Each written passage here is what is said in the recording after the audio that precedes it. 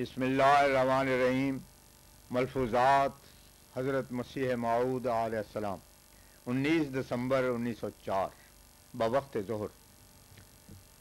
حضرت اقدس علیہ السلام بوقت ظہر تشریف لائے اور مولانا حکیم نور الدین صاحب کی حلالت طبع کا حال خود ان سے دریافت کیا۔ غذا کے انتظام کے لیے تاکید فرمائی۔ حضرت مولوی صاحب نے عرض کی کہ ہر چند کوشش کی جاتی ہے، مگر قدرت کی طرف سے کچھ ایسے اسباب پیدا ہو جاتے ہیں کہ جس سے یہ انتظام قائم نہیں رہتا۔ شاید ارادہ الہی ابھی اس امر کا خواہاں نہیں ہے کہ آرام ہو۔ اس اثناء میں ایک صاحب جن کو حکیم صاحب موصوف سے نہایت محبت اور اخلاص اور نیازمندی کا تعلق ہے، بول اٹھے کہ آخر تدبیر کرنی چاہیے۔ قرآن شریف میں آیا ہے فالمدبرات امرا النازعات آیت 6۔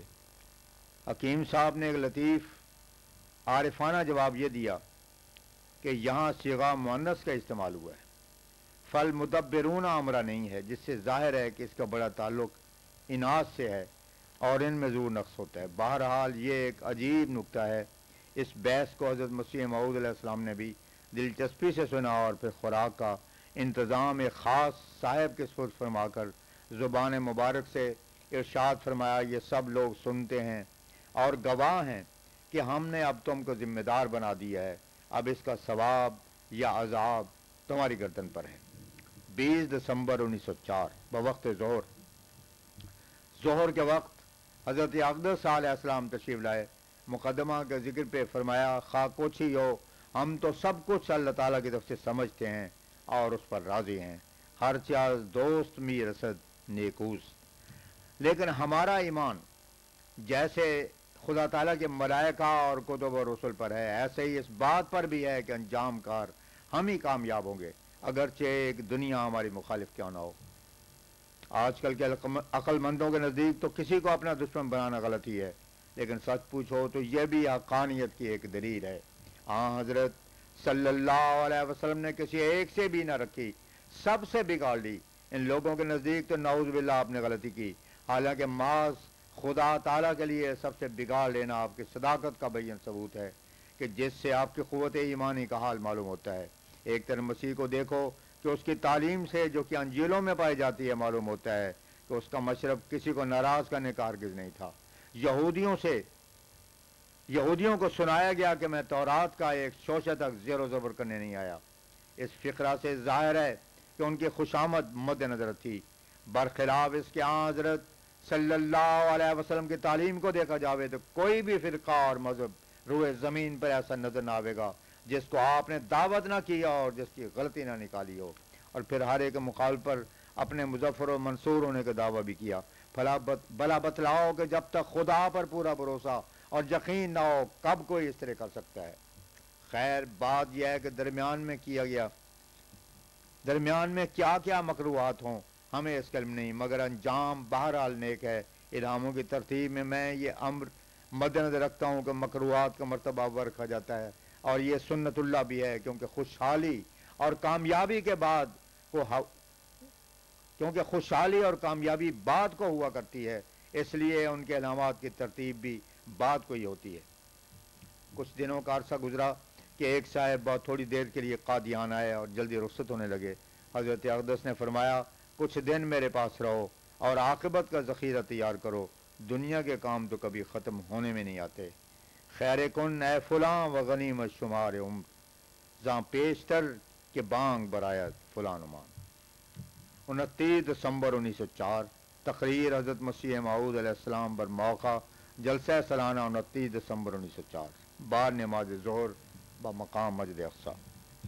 فرمایا، میری طرف سے اپنی جماعت کو بار بار وہی نصیحت ہے جو میں پہلے بھی کئی دفعہ کہہ چکا ہوں کہ عمر چونکہ تھوڑی اور عظیم الشان کام درپیش ہے، اس لیے کوشش کرنی چاہیے کہ خاتمہ بالخیر ہو جاوے۔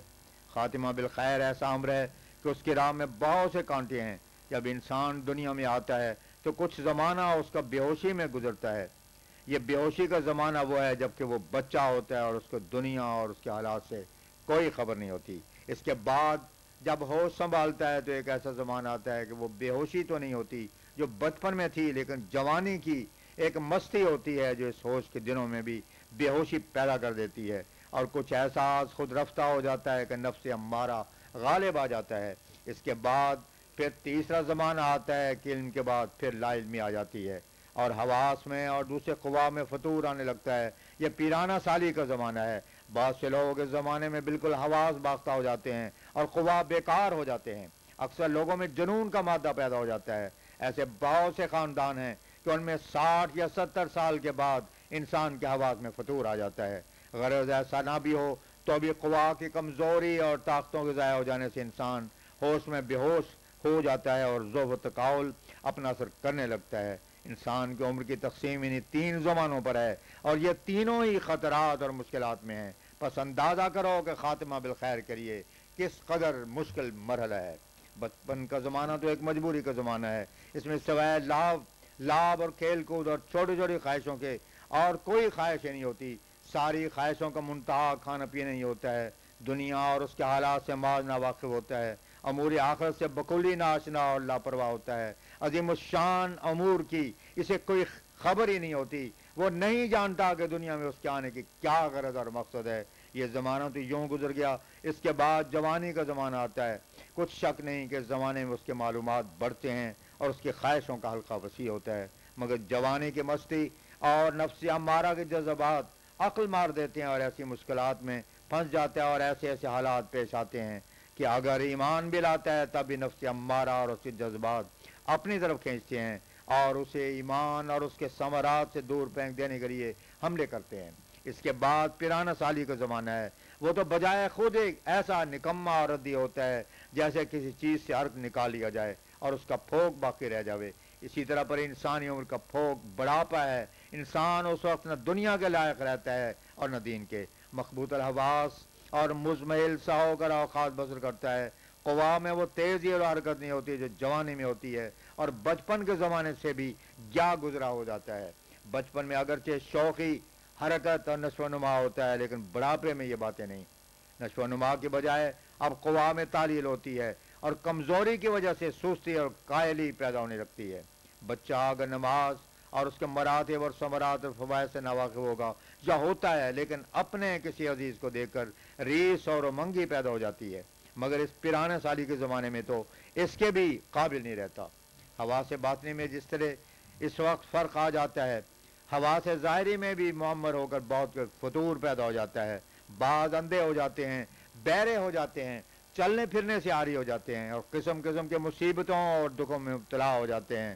اگر یہ زمانہ بھی بڑا ہی ردی زمانہ ہے، اس سے معلوم ہوتا ہے کہ ایک ہی زمانہ ہے جو ان دونوں کے بیچ کا زمانہ ہے، یعنی شباب کا، جب انسان کو کام کر سکتا ہے، کیونکہ اس وقت قوا میں نشو و نما ہوتا ہے اور طاقتیں آتی ہیں۔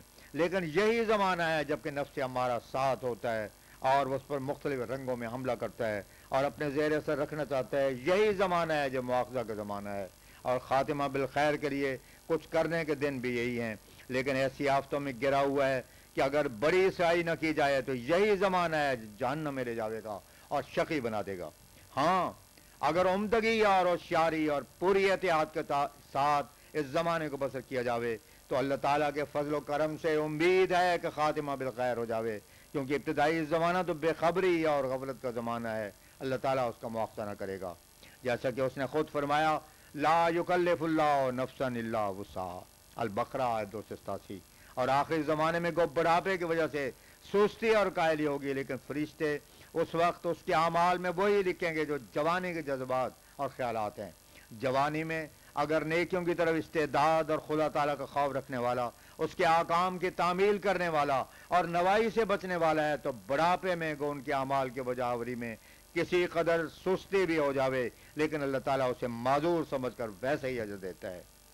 فرمایا اگر اس نے یہ زمانہ خدا کی بندگی، اپنے نفس کی آراستگی اور خدا کی اطاعت میں گزارا ہوگا تو اس کا اسے یہ پھل ملے گا کہ پیرانہ سالی میں جبکہ وہ کسی قسم کی عبادت وغیرہ کے قابل نہیں رہے گا اور کسل اور قائلی اسے لائق ہو جائے گی، تو فرشتے اس کے نام اعمال میں وہی نماز، روزہ، تہجد وغیرہ لکھتے رہیں گے جو کہ وہ جوانی کے ایام میں بجا لاتا تھا۔ اور یہ خدا تعالیٰ کا فضل ہوتا ہے کہ اس کی ذات پاک اپنے بندے کو معذور جان کر باوجود اس کے کہ وہ عمل بجا نہیں لاتا، پھر بھی وہی اعمال اس کے نام درج ہوتے رہتے ہیں۔